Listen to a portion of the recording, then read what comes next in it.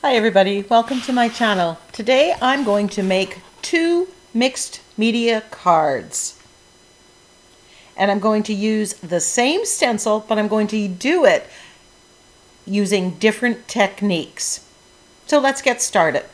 So the first card, I am using the 6x6 folded card base from the Crafter's Workshop, and I'm applying a coat of gesso to the top of it to turn it into a non-porous surface so it would be prepared for whatever's coming.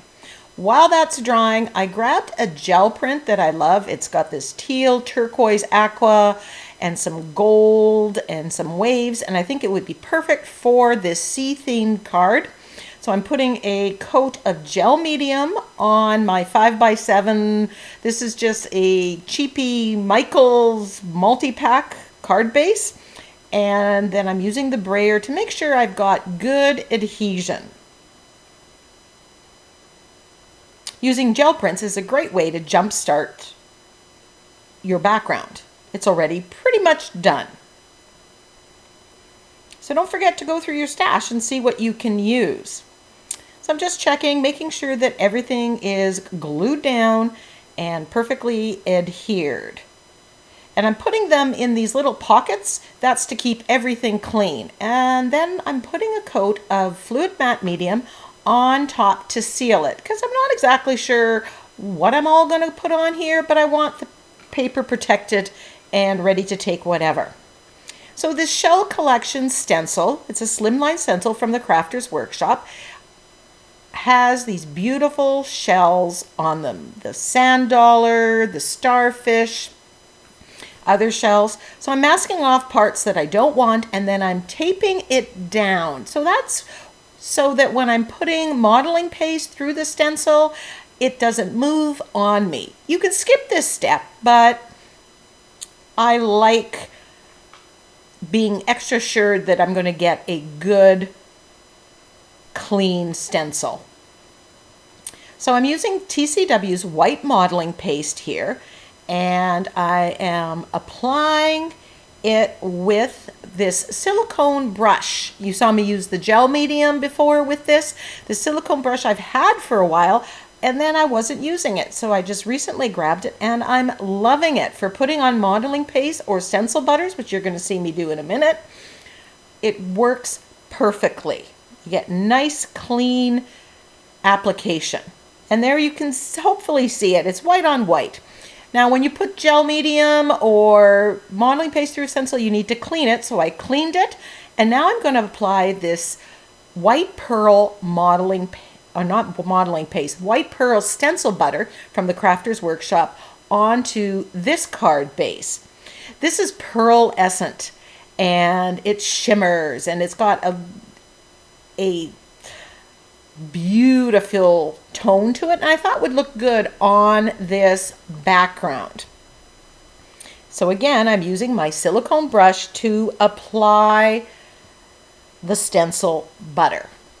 Stencil butters are a little bit thinner than modeling paste, and you can use them in other ways other than what I'm demonstrating here. And you can check out some of my videos. Just do a search for using stencil butters when you're in my channel. So now that that's on there, I'm going to lift it off and take time to wash my stencil. But I'm loving the look of it. However, I'm thinking that it's not standing out enough. I want that focal image to stand out. So I get the idea of painting, doing a wash of the turquoise paint inside the stencil. And that's what you're seeing me doing here. I'm thinning the paint down on the side, and I'm trying to not get paint over top of the white pearl stencil butter, which is a little bit difficult. I'm looking at the stencil to differentiate where one shell starts and another one ends, using it as a guide.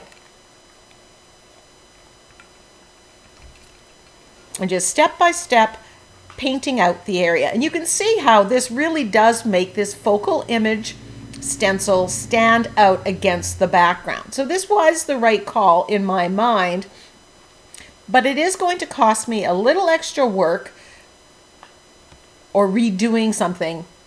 But I am going to show you how to avoid doing extra work, because there is a way to prevent that if you know. So I'm going to show you my workaround for solving the problem of getting paint on top of the white pearl stencil butter. And then I'll show you the right way that I would do this if I was doing this again. So you can learn from my mistakes.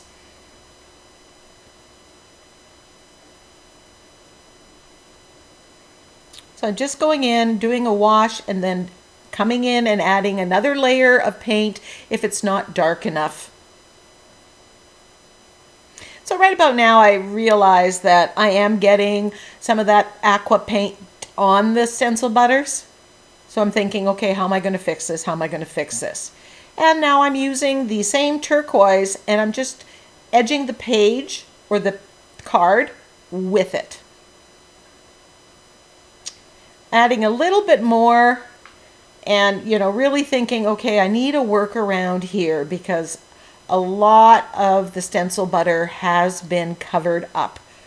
And I really wanted that pearlescent shine featured on this card.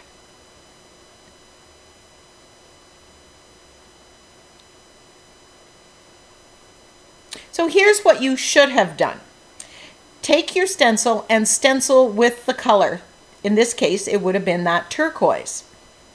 I'm just doing a quick mock-up, not doing a very precise job. So once that's there, then go in and paint it out. Now, on my gel print, I'd be doing stenciling right onto the gel print and then painting right onto the gel print before I put the stencil butter on. So this way I don't have to avoid painting on the stencil butter. I don't have to be as precise, but I know exactly where to paint because I've used the stencil. Once that's dry, you're going to put the stencil back on, line it up as good as you can, tape it down if you were doing your real one, and then apply the stencil butter through the stencil. And when you lift it, there's the look I was going for. Easy peasy. But I didn't do that. So now, since I've painted out and I've gotten the paint over top of the stencil butter, I am simply putting the stencil back on, lining it up, and then getting some of that stencil butter on my finger and pushing it through the stencil to recolorize or uncolorize where I have the paint. It worked too. There's always a workaround. It just might be extra work.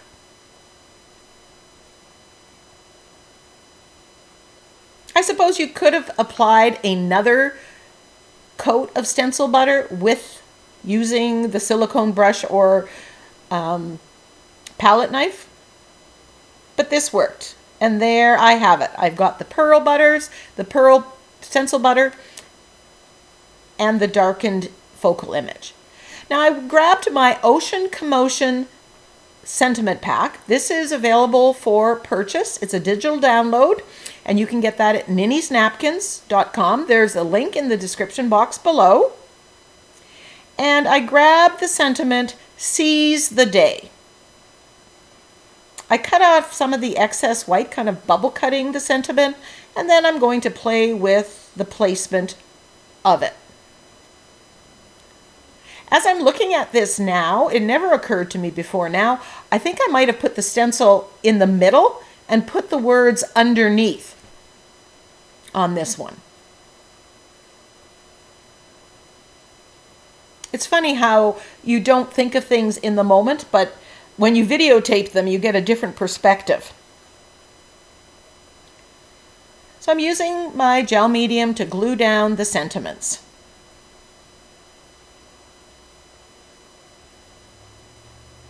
And because it's matte medium, there's no extra shine where I've got the medium.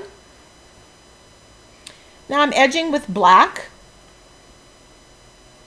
The sentiment is black type, so it just makes it all work together better, and giving that a good dry as I go so I don't smear it.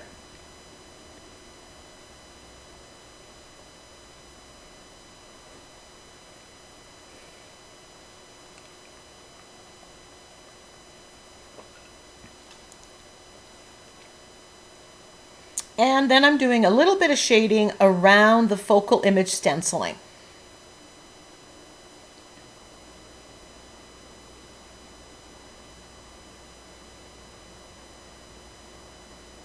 It's very subtle, but it does add to the finished product. All these little finishing details always bump it up and make it go from great to spectacular, I think.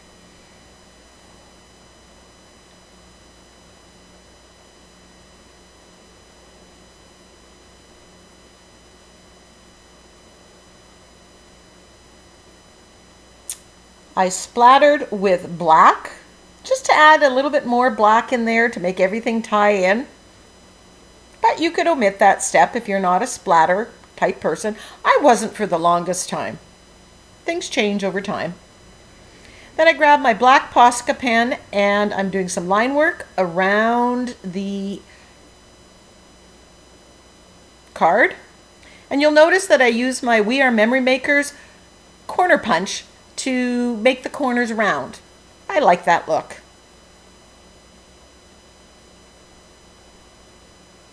And that card is done. So back to the 6x6 card. So we had gessoed it and then we applied the white pearl or white modeling paste. And now I'm just gessoing over top of the modeling paste. I want it to be able to take paint.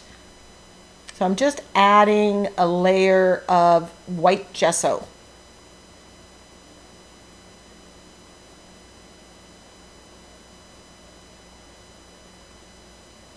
And I'm going to put this in this pouch just to keep it clean. Now I want to add some interest to the background, so I grab my darkroom door stamp, script stamp, and just using black archival ink,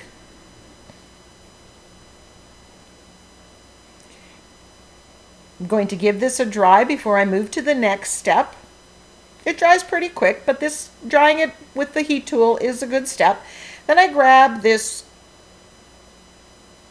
Ocean Waves slimline stencil from the Crafter's Workshop, and I'm using a blending brush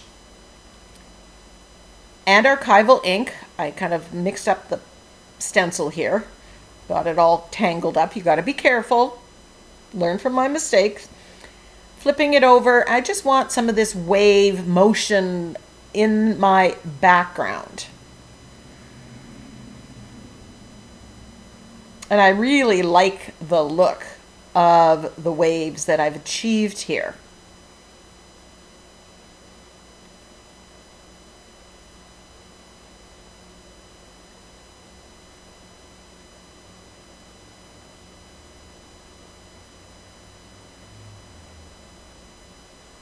So now I'm ready to start colorizing the water and the sand, and I'm going to do the shells as well. So I'm using Inktense blocks. Now Inktense blocks are ink that when you wet them become activated, much like watercolor. I love using them in my mixed media projects. They are permanent when dry, which is unlike watercolor. So you don't have to worry so much about putting wet layers afterwards that it's going to smear or smudge. You do have to make sure that it's fully activated and that it's completely dry. So here for the ocean, I am using a mixture of blues and greens and teals and just scraping it on. And then I'll spritz with water or use my finger to activate it and blend these colors. Here's a light green. I like using multiple colors and multiple shades of even the same color when I'm using my Inktense blocks. That builds a lot of variation and interest into your background. So I'm spritzing and moving and blending as I go.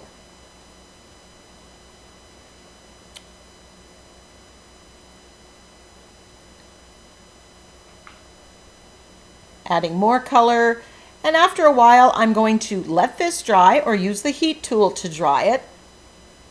Now when it dries, it will dry fairly matte, as you see here, and it may be lighter than what you want. So then you just go in and apply more color, like you see me doing here.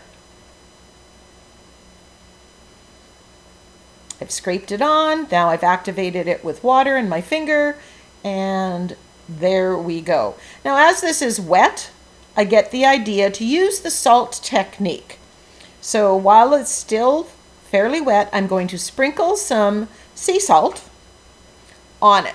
Now the sea salt soaks up the water and it imparts this very fine texture and pattern. It's a wonderful technique to use. So you can let this dry on its own or use a heat tool. Now if you use a heat tool, you're going to want to cool it down before you rub the salt off, because it will be hot and you will burn your fingers. So I'm just rubbing the salt off, and you know, I thought I could use that colored salt for other projects. I found I couldn't. So now that the background is pretty much done, although I do come back and do it, just adding gesso where I've gotten paint that I don't want paint. And I'm giving it a coat of white gesso because I'm ready to colorize it, and I want it, I have the wet gesso, and now I'm going to use colors. Now here's the thing about all these shells. If you go and Google them, starfish, or sand dollars, urchins, conch shells, you can get the colors that are realistic. But there are so many colors for the shells that you could pretty much go to town with it. I'm mixing, you know, some Naples yellow with orange, getting 2 or 3 tones on each one. Again, building variation and interest into the colors. Here I'm using some pink with the Naples yellow and the orange for the conch shell. And again, I'm using the stencil as a guide for where one shell ends and one doesn't, because you're working white on white, so it's a bit confusing at times.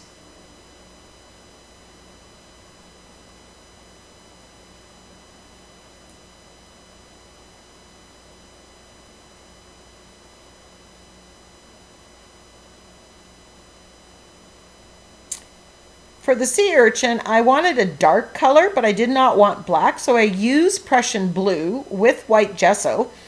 And I'm thinking, okay, well, that's not very realistic. But when I did a search, there are sea urchins that are this color. But I really like the dark color in the middle. It looks really well, it works really well with the orange and the green blue of the ocean. If you paint a color and you don't end up liking it, let it dry. You can go over it with white gesso and repaint it. Change the color. Looks like I did that one. I started out blue and now I've got more Naples yellow in there. I wanted to make some rich colors that jumped off the page. And for most of them, I'm mixing a little bit of Naples yellow in there, so it has the same tone, if you will. And you'll notice I have orange, yellow, blue, yellow, pink, yellow. I think that looks good too. So I'm giving this a dry. And if you're thinking, well, you don't have much definition on those, you're right. We're going to work on that. We're not done yet.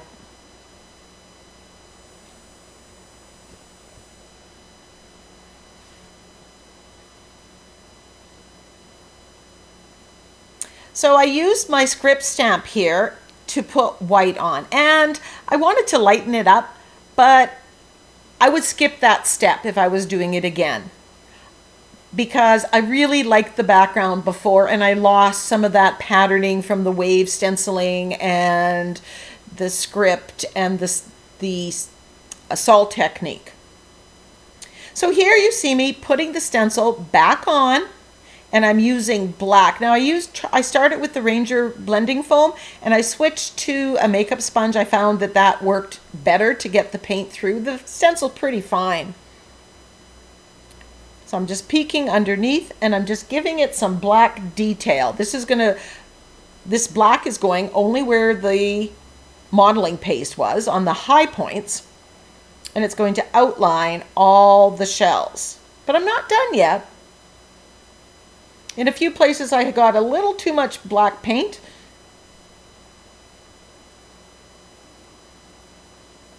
Here I'm shading around it with black to make it stand out a little bit against the background, and edging the card as well. Now I'm doing these on cards, but there's nothing saying you can't do the same thing and create an art journal page or a canvas. In fact, I'm going to make this exact one on a 6x6 mixed media board from the Crafters Workshop that I put on an easel in my kitchen that I swap out with the different seasons. Here I'm taking some darker colors, some darker orange, some red, and just adding some shading on the shells, building more interest in there and tweaking the colors, if you will.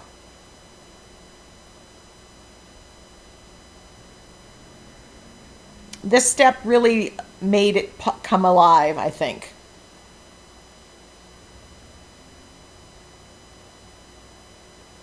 I struggled with the conch shell and the pink color. It wasn't working exactly the way I thought it would, but you know what? Just don't give up, just keep going.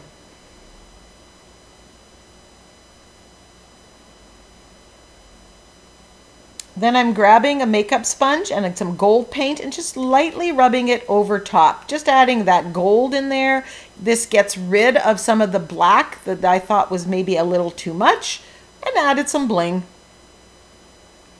I use the sentiment from the Ocean Commotion sentiment pack. Not all treasure is silver and gold. And I glued that down with my matte gel medium. Splattered with gold. Gotta have more bling. And it looks good against those bright colors. Then I'm using the Posca pen to outline parts of the sentiment. And I grab the white Posca pen to go and edge my page. Do some line work. I chose white to brighten the page. I had enough black on there, I thought. Then I'm just adding a few highlights here and there with the white Posca pen.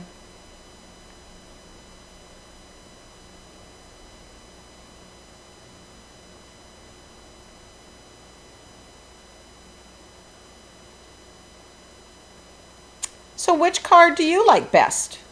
Seize the Day or Not All Treasure is Silver and Gold? Let me know in the comment section below. I hope you give something like this a try. Until next time, go get creative.